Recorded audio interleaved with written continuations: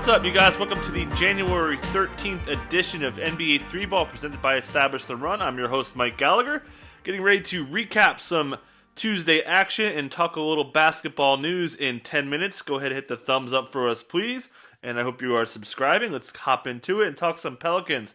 Got some injury notes with Lonzo Ball. He is not going to play with bilateral knee concerns. So both his knees, he's had knee issues before, especially in his Lakers days when he was missing a lot of time. So, a little concerning here. Not panic button concerning, but it's also worth mentioning too that earlier today, it was kind of head scratching why we saw Kira Lewis and Sindarius Thornwell practicing with the first unit. And, it was like, why is this going on? We've heard Stan Van Gundy talk about how he wanted to get Kira kind of involved with some secondary ball handling stuff, but it kind of came out of nowhere when we saw it. So we know now. Eric Bledsoe's also questionable with an eye issue. Probably going to play. We don't know. And then J.J. Redick with the hammy, he's also questionable too. So, Kira Lewis, it's against the Clippers today, so you really couldn't pick a worse matchup for him against their perimeter defense.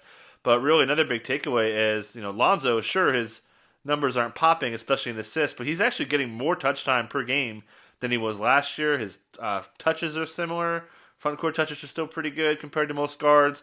So, you're talking about a lot of ball handling responsibility that's going to go to Eric Bledsoe, Brandon Ingram. They'll have to get the ball more to Zion.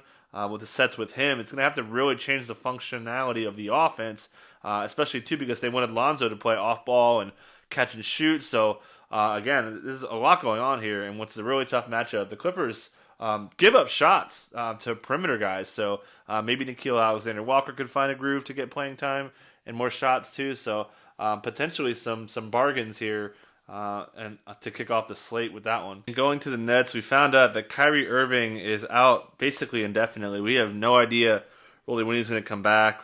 It looked like Kyrie in a Zoom meeting, in a New York meeting that was going on for an organization, but I'm sure you've probably seen it. But I'll talk about how this team performed in a second with Karis LeVert coming off the bench, but Kyrie, someone asked me the other day if I'd rather have Chris Boucher or Kyrie in fantasy, and at first you think that's insane, but there's a chance Kyrie doesn't come back for a really, really long time, so it's actually not crazy. The last news item I wanted to talk about that's not depth chart related is, again, we've got game postponements. Wizards, Jazz, and Celtics Magic both postponed. Wizards don't have the 8 guys, Celtics don't have the 8 guys. It's been tough, man. Real tough. So it's nothing we could really do. Just hope that guys can suit up, and just hopefully this tough patch right here, we can get through it. It's been really rough. The NBA announced some changes to making sure players are taking extra precautions, but this is real rough getting games postponed every day. Let's talk some basketball with the Heat Sixers with I think 18 guys or something on the injury report with the protocols. And it honestly went kind of as we expected. We had talked about it, the ETR guys and I, on projecting this, and it was, Precious was going to basically be kind of the big, with Chris Silva behind him. They had no overlap, and Kelly Olynyk got way more than I thought. That was the only thing I didn't see coming, was Olynyk getting up to 45 minutes, 40 in regulation. Hero obviously was tremendous late. Looked like he was going to bust, but came on real hot in the fourth. Gabe Vincent, man, another guy. This dude could score. He comes up big here with 24 points. I don't think that was a fluke against a pretty good defense.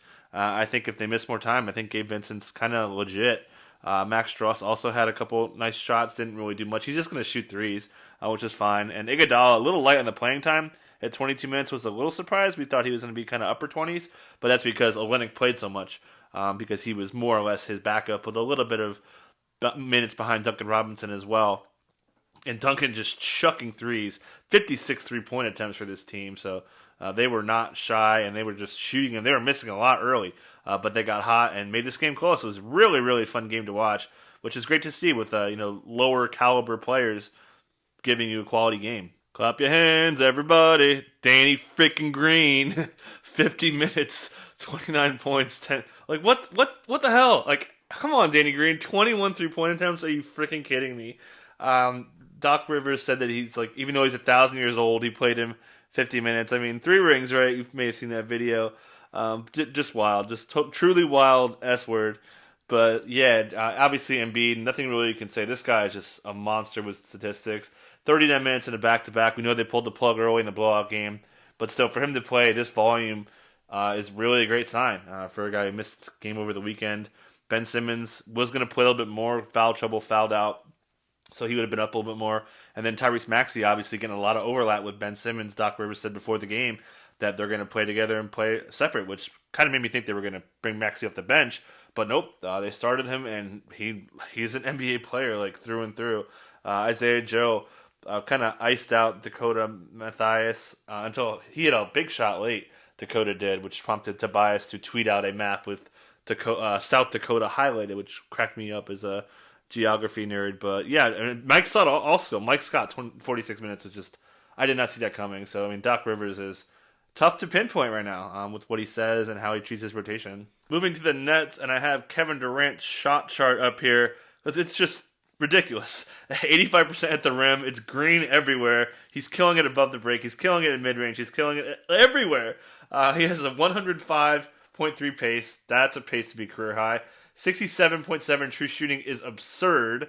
Career high pace. 31 usage rate. Still pretty good. Kyrie's missing time. I mean, goodness gracious. Durant's bar is ridiculously high. And just shifting gears to some other Nets. Karis LeVert came off the bench, which was a big surprise to me because just the other day, Nash was saying that he likes LeVert off the bench because it kind of gives him a chance to maximize his minutes. And then after the game today, he said he has a bit of an injury history and he wants him to play making the second unit. So he changed his mind on Karis. They play back-to-back, so that may have been a factor as well. So really surprising there. But he's going to start Joe Harris. He likes him. And then Bruce Brown, a really good game from him. Good defense on Jamal Murray as well. So he probably earned another start, especially if they want to keep Karis in this bench role because Brown is outplaying TLC, Shamet, and obviously Chioza doesn't really have the NBA size. So Brown has an opportunity here. Moving to the Nuggets as they drop this one, get a big game out of Joker with his 7 steals.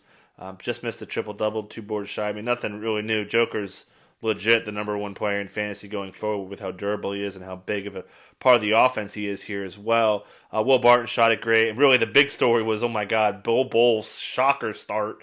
We didn't even project him for minutes with Garrett Harris not playing for personal issues. We thought it would be a mixture of PJ Dozier, who still got pretty good burn. We thought Monte Morris was going to start, which we know he likes him next to Murray. But I mean, that was just stunning to see Bull there.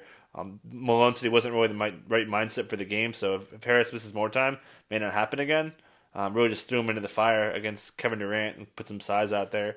And then Jamal Murray, going to pull up his shot chart here really quick because Bruce Brown said he focused on Jamal Murray's tendency to drive right and honing in on the step-back jumper. So looking at his shot chart, I mean, it didn't really strike me that he was, going heavier right.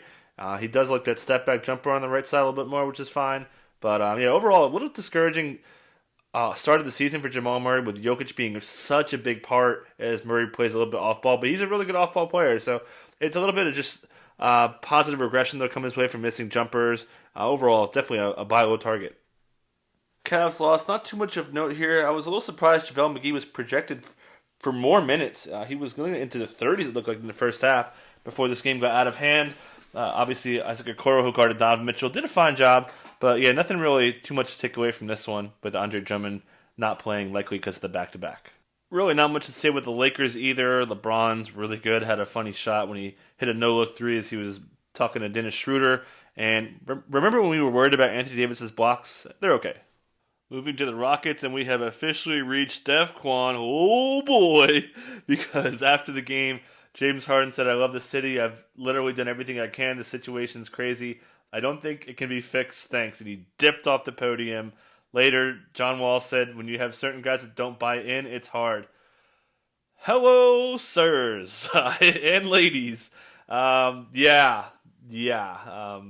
You probably could expect those Harden rumors to start heating up again. His statistics are way down. 20.9 usage rates down. Driving stats are down.